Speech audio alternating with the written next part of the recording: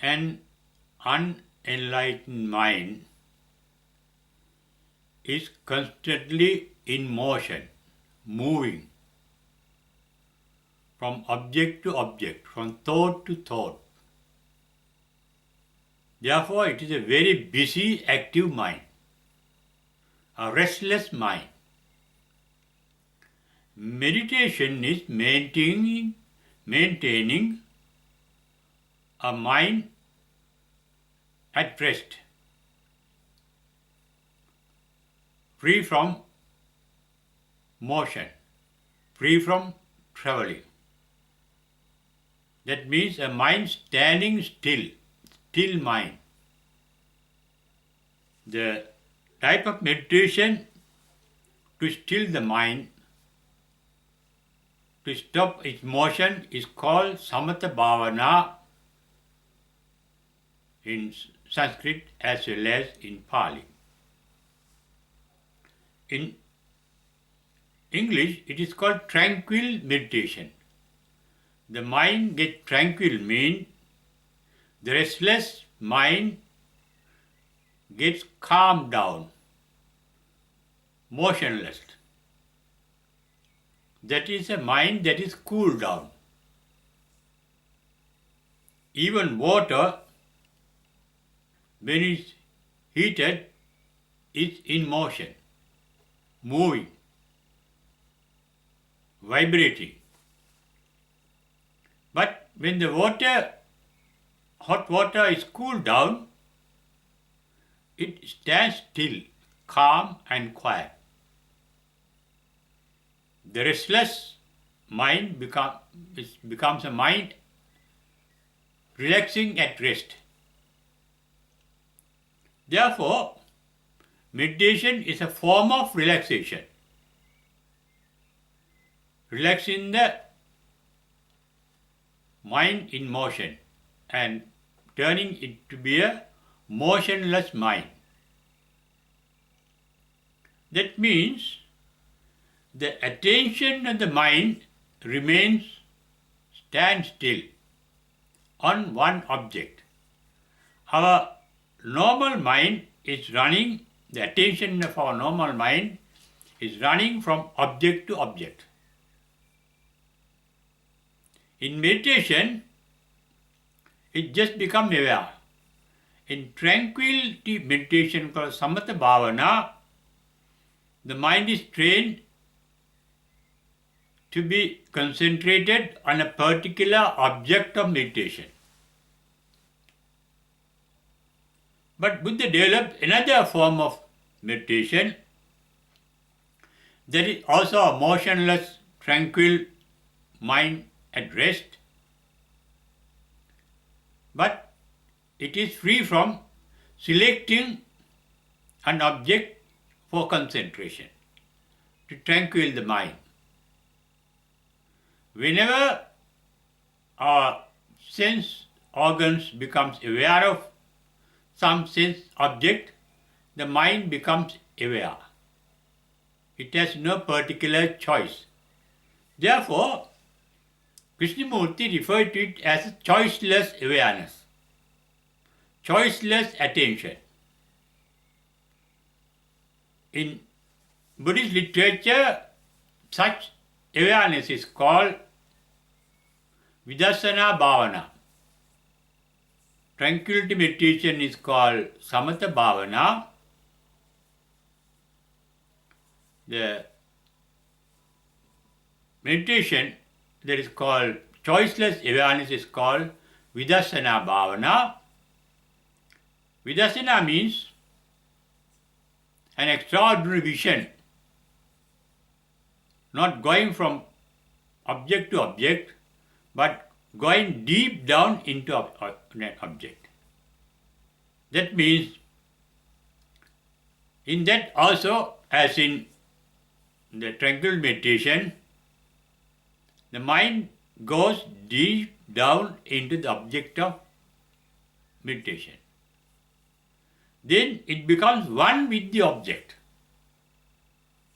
That means the idea of self vanishes. the self-center vanishes and it mingles with the self mingle with the object of meditation and it becomes the object. And the meditator feels that he or she is nothing other than the object of meditation, the object of attention. We get a nice example, illustrious example in the life story of J. Krishnamurthi. I am referring to this book. There are a number of life stories. This is written by Pupul Jayakar, the lady Pupul Jayakar who associated Mr. Krishnamurthi very closely. And in the chapter 4 of this book, at page 48, there is a reference to an incident on the 17th of August in 1922, when Krishnamurti was at the age of 27. And this incident is described in the book by the very words spoken by Krishnamurti to Pupul Jayakar. In that statement, he says, I had the first most extraordinary experience. There was a man mending the road. That man was myself. He became one with that man. So concentrated, so full of attention, love and compassion toward the man, he became the man, one with the man. And I became, that man was myself. The pickaxe he held was myself. He became the pickaxe. The very stone which he was breaking was a part of me. I became the stone that he was breaking, becoming one with that. The tender blade of grass was my very being, and the tree beside the man was myself. I almost could feel and think like the road mender. Empathy. Became one with the road mender. And I could feel the wind passing through the trees, and the little ant on the blade of grass I could feel. The birds, the dust, and the very noise was a part of me. Just then, there was a car passing by at some distance. I was the driver. He became one with the driver. I was the driver, the engine, and the tires. As the car went further away from me, I was going away from myself. I was in everything, or rather, everything was in me, inanimate and animate, the mountain, the worm, and all the breathing things. All day long, I remained in this happy condition. I could not eat. I began to lose my physical body. It became separate from the physical body. The physical elemental did what it did like. The body behaved in its own natural way. I was semi-conscious. That means his attention was fully drawn by the object of attention, and he became one with the object attention. Even Buddha referred to this type of experience in meditation. For example, in the Majjhima Nikaya, volume 3, page 264 in the Buddha Jayanti Tripitaka, there's a discourse called Chula Sunyata Sutta. There, Buddha explained how the meditative bhikkhus become one with the people, one with the forest, one with the object of meditation. And the word used there is ekatta. Sanskrit version is ekatma. Ekatta means becoming oneself with that, becoming one with something or somebody or some event. And there's another word instead of ekatta, becoming one with, it's called adimucca. Really, what happens is one becoming absorbed in the object of meditation. In actuality, even according to the modern scientists, we cannot be aware of anything other than our mental objects, mental formations. Because our sense organs directed into the outer world are incapable of knowing the reality, the real nature of anything. The eyesight is limited, the hearing of the ear is limited, our smell is limited. We cannot smell even what a dog can smell. And even mighty sun or moon, we can see a small plates. Even a jumbo jet plane flying high up in the sky, a traveling, flying hotel, we can see as a small bird. That is due to the weakness of the eye to see the real size. We cannot hear TV waves, mobile waves, radio waves, etc., telegraph waves, etc. Our limit of we have a limit of hearing, but we experience in that condition what is imparted to us by our sense organs. The data, the information supplied by these weak organs, and they are reflected in our mind. That reflection that we call our thought, our concept, our idea is not the real object. Like our image may appear in a mirror, but that is only an image, only an illusion, but not ourselves. We may see several different types of persons in the cinema screen, TV screen, computer screen. They appear real, but they are not real. They are only illusions, they are only images. Therefore, becoming one with the object of meditation means one part of the mind becoming absorbed in another part of the mind. In fact, meditation is getting absorbed in the object of attention, the object of awareness, the object of meditation, and going deep to it and becoming one with it.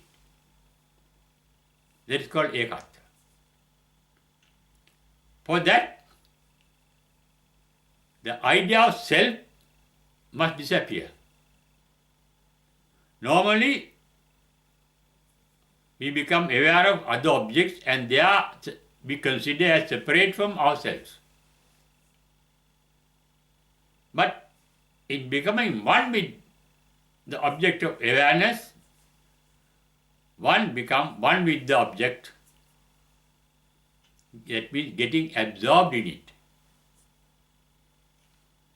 Absorption is also not only a mental phenomenon, but also a physical phenomenon. For example, when we put a water kettle or some vessel, kettle of water, vessel of water on a hot plate on the fire, the heat of the fire gets absorbed in the water and the water starts boiling. Even an iron rod, you put it in the fire, it absorbs that heat, getting absorbed. Even dry cloth can absorb moisture. That is absorption and become burning. Another example is becoming one with is when we eat food, when we drink water, whatever we eat get digested means becoming one with ourselves. The food, whatever that is digested, is becoming ourselves, becoming one with us. It is that similar experience that one gets in meditation, becoming one with the other. To reach that level of mentality, one has to be extremely sensitive. Meditation is sharpening our sensitivity through awareness, through attention. And in that awareness, the person who is aware and the thing that the person becomes aware become one with the other, that is called absorption, becoming one with it.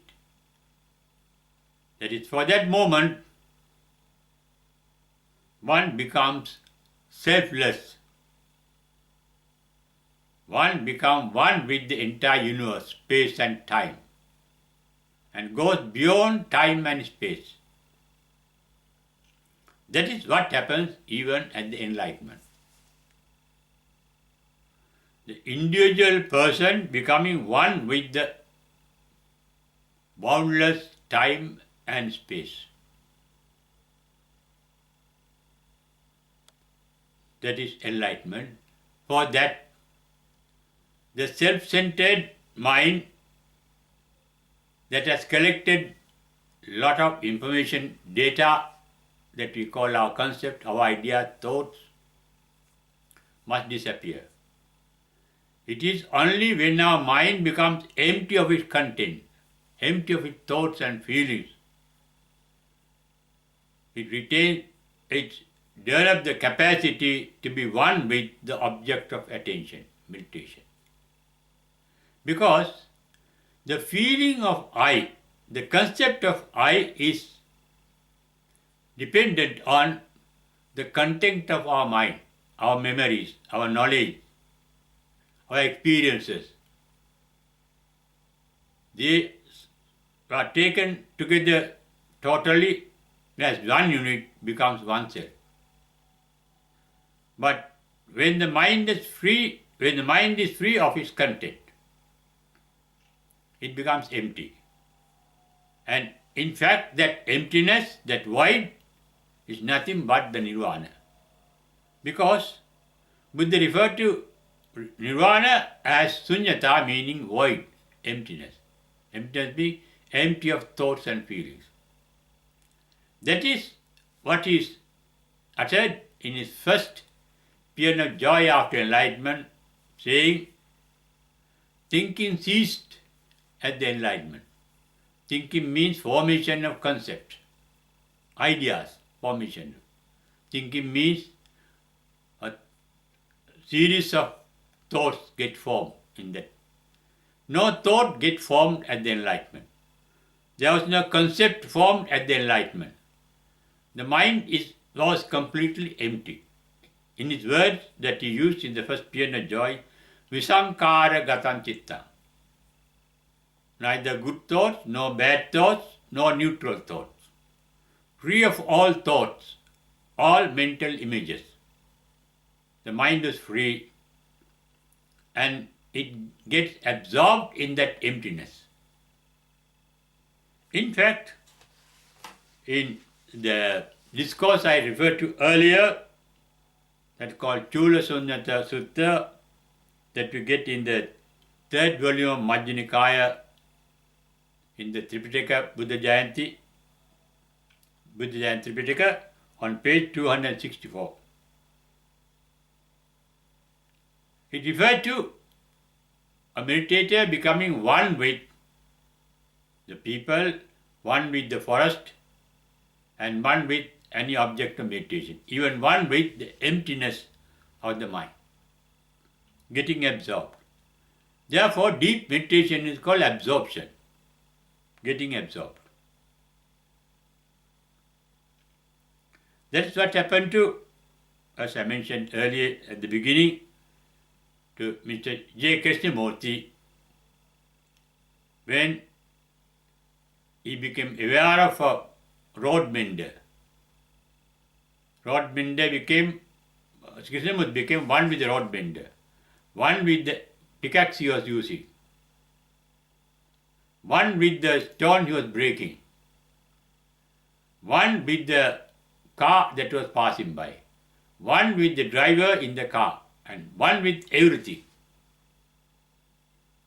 That is, in deep meditation of choiceless awareness, one can become one with anything and everything, boundlessly. That is the extreme sensitivity that is developed by the Buddhist meditation.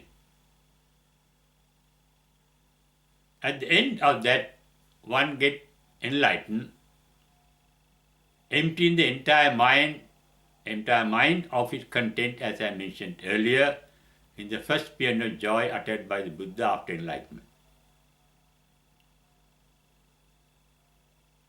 And that mind is a relaxed mind. No object, no empty, no object in the mind means empty. The completely empty means there is no friction with any object of the mind. No tension because of that. No conflict with objects of the mind. Completely relaxed mind. Completely tranquil mind. That is the experience of nirvana. One gets absorbed at the enlightenment. After enlightenment, the mind is capable of becoming aware of sense signals, but without a self-center. Because that mind is empty and there is no self formed by or created by our past memories.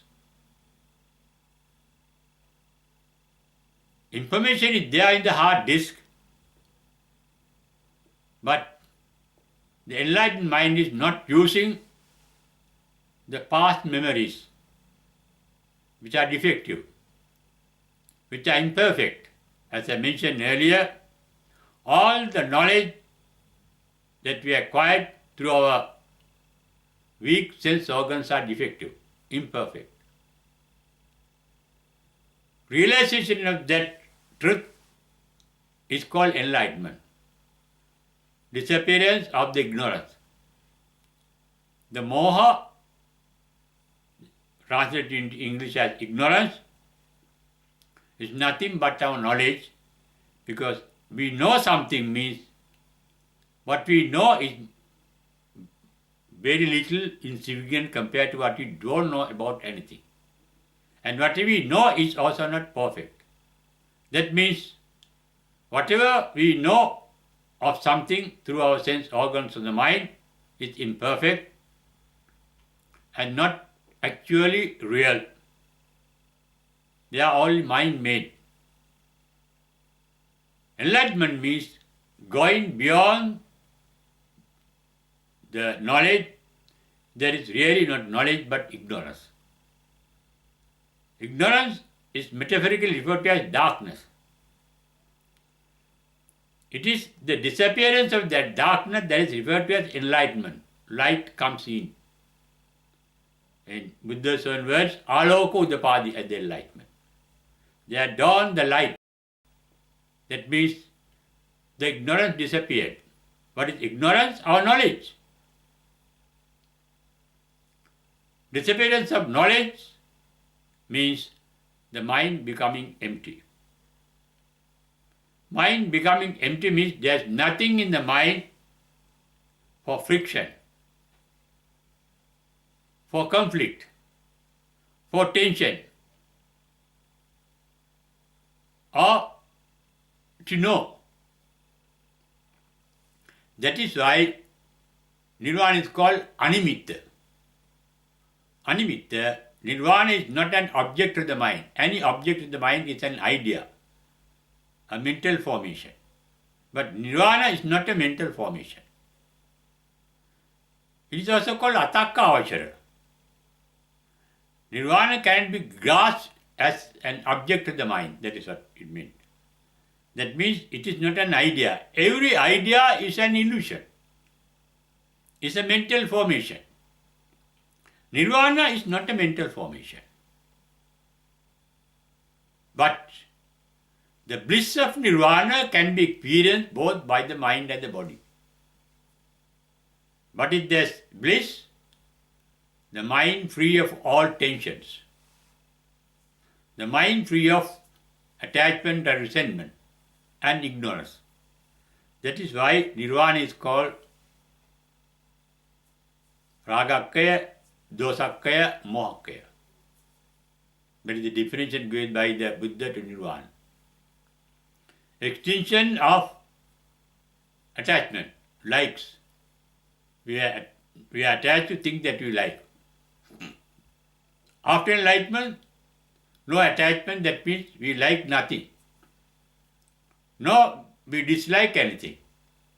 That is the extinction of disliking, called resentment. That is why it is called dosakkaya. Extinction of attachment is called ragakkaya. And extinction of ignorance. Ignorance means our knowledge. As I mentioned earlier, when we see that we know something, we know nothing about anything. What we know is imperfect. We cannot know the reality. Not knowing the reality really amounts to ignorance. Enlightenment means the disappearance of the darkness of ignorance, as I mentioned earlier. That is why it is called enlightenment. Bringing forth of light, dawn of light. In the first discourse of the Buddha called Dhammacakkappavattana Sutta, he referred to it as aloko udapadi. But that mind is capable of becoming one with anything, any event, any being. Getting absorbed. Not confined to a particular object called ourself. It is a selfless mind where it can become one with anything. That is the path to enlightenment as well as the outcome of enlightenment. With the capacity to get absorbed in the object of attention or awareness. Even an enlightened mind is capable of awareness, becoming aware of sense signals given the mind naturally, not intentionally. The mind is aware. That awareness is also not motivated by a self. That is a natural response of the sense organs inclusive of the mind. But realization of enlightenment means, the nirvana means the cessation of even that awareness of the physical body, the physical sense organs. That is why Nirvana is called Sanya Vedaita Nirodha. When you get absorbed in that tranquility, the mind is tranquil, no vibration, no commotion, no friction, no object. It becomes one with that emptiness, becomes one with nothingness. That means free of the awareness of sense signals. Sanya Vedaita Nirodha. It means one can become one with any object, any mental object, and also become one with the emptiness. Chula Sunyata. Sunyata means becoming one with the emptiness. That is, getting absorbed in the bliss of enlightenment, the bliss of nothingness, the bliss of the absence of frictions, conflicts, and tension. That is possible even in our day-to-day life. We can get absorbed in anything means we become free of frictions. The difference between I and you, the difference between me and the other. That means in absorption, you become one with the vast emptiness called space, and the timeless space. The space has no beginning in time or distance, and no decay, no death. It is the eternity. That means enlightenment means getting absorbed in the bliss of eternity.